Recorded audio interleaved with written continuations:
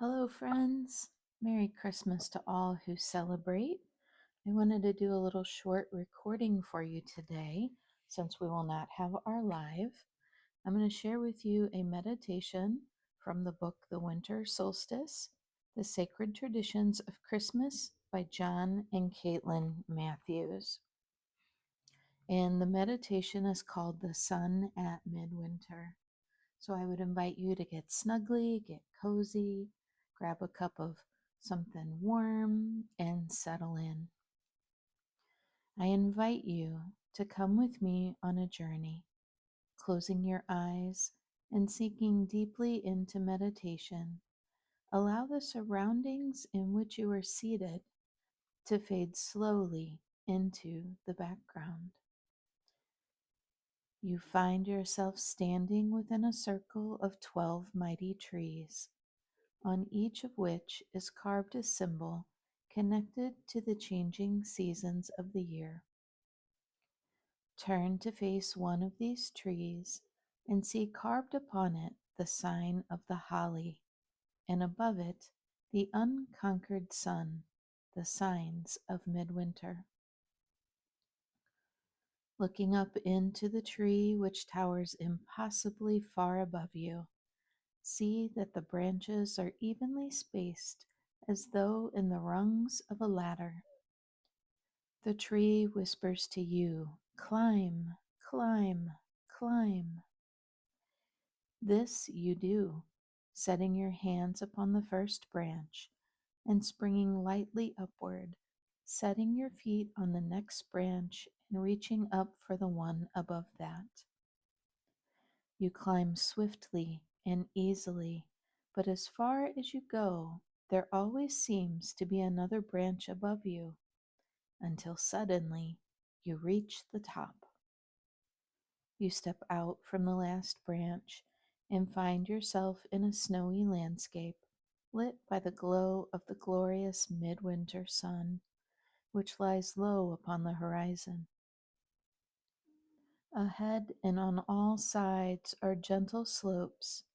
Some are crowned by trees, each branch and twig outlined in white. The snow is soft beneath your feet, and a sharp wind nips your face. The stillness wraps around you like a blanket. Then you hear a sound, a distant, far off drumming and jingling, which gradually becomes distinguishable as the thunder of hooves and the jingling of small bells. There comes toward you from the north a marvelous figure, dressed all in skins from head to toe, long hair streaming in the wind, a huge man, tall and powerful, riding astride a great reindeer whose antlers seem to sweep the sky. Bells are sewn all over his costume, and he carries in his hand a mighty bough of holly in full green leaf. Reaching out with his holly staff, he touches you on the head, and you are at once transformed into the likeness of a bird or beast. Your heart is filled with the joy of the midwinter sun. Now the mighty figure on the reindeer's back wheels away and is off across the white world, and you follow, flying and racing and bounding at his back. How long and how far you run, there is no saying. But when at last the great figure slows to a halt, you are no more tired than when you began. You feel as if you could run forever, and that to do so would be to honor the joyful life of the earth and the sun that warms your blood and pierces your heart with its burnished rays. Now the mighty figure leaps down from the reindeer's back and beckons you to follow. You find yourself back in your own shape, standing amongst a ring of huge tumbled rocks which rise up like sharp fins from the ocean of snow. Here in the center of a dip in the ground, a great fire, as yet unlit, has been laid. You stand beside it in silent waiting, while the one who is great, who has led us here, strides to where a single tall tree stands alone. Here the mighty figure raises to his lips an ancient horn and lets blow a blast that echoes again and again from the rocks. For a moment there is silence. Then, from all sides come animals and birds of every kind: slow-moving bears, fast-leaping hares, foxes, weasels, stoats, badgers, and all of their kin. Robins fly down to perch upon the horn of the deer. Wrens, plovers, partridges, and strutting cockerels with their harems of hens. All these and more than you can name, come flocking near, hunter and hunted standing side by side without fear. There also come other beings, spirits of the unseen worlds, dryads and fairy folk, and the people of the She, strange and wondrous beings whose names you can no longer recall until the circle is filled and overflows beyond your sight. Then a silence falls over them all. Humans and spirits and creatures alike, and there is a sense of waiting, a quietude. Your eyes are drawn towards the west, where the great round red ball of the midwinter sun hangs just above the horizon. Now the figure of the mighty one comes forward, the bells on his costume chiming softly, and there, at the foot of the solitary tree, he bends and unwraps a bundle. Within are flint and tinder, ancient and dark. Crouching down, he strikes a spark, and at once a flower of light blossoms between his hands. The fire licks hungrily at the tree, and then in a flash strikes upward, clothing the tree from root to tip in a vestment of light. Yet although the fire burns bright and hot, the tree is not consumed. Through the leaping flames, you can see the trunk and branches clearly, and as though at a signal, the sun begins to descend, and in moments is gone below the horizon's edge, leaving all there, surrounded by the dark, eyes and hearts turning eagerly towards the burning tree.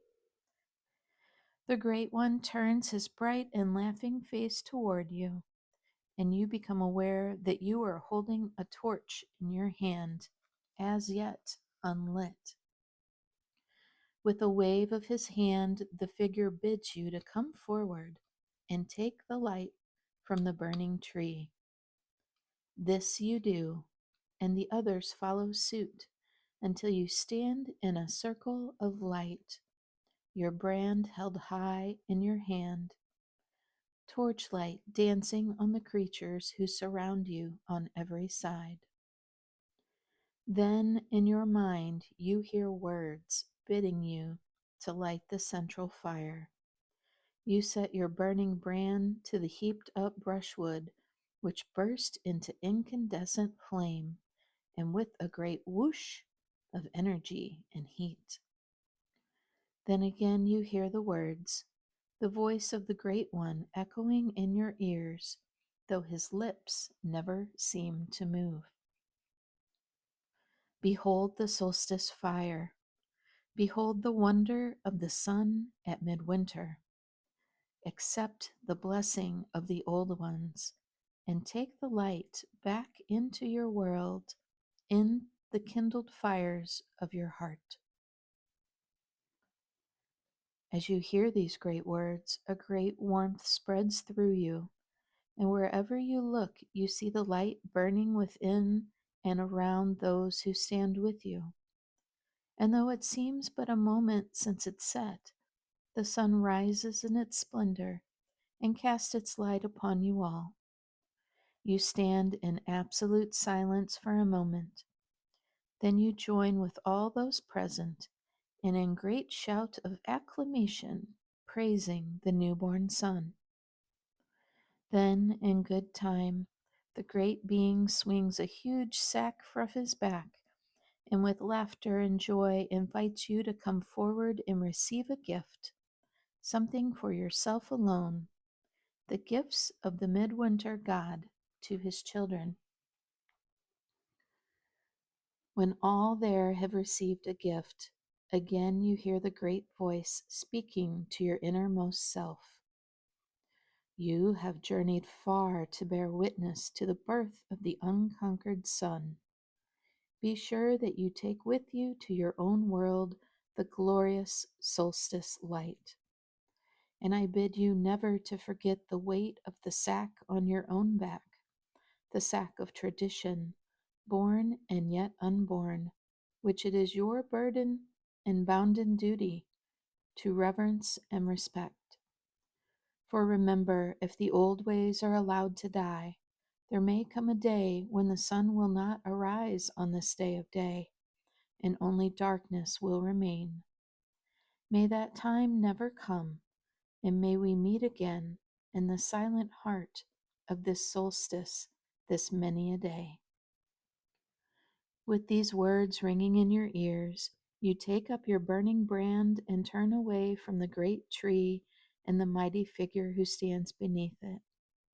But not before you have glimpsed, somehow present in the form of the mighty one, other figures, ancient reindeer men with antlers upon their heads, gift bringers from the dawn of time, light bearers and lantern holders from the mystery of time.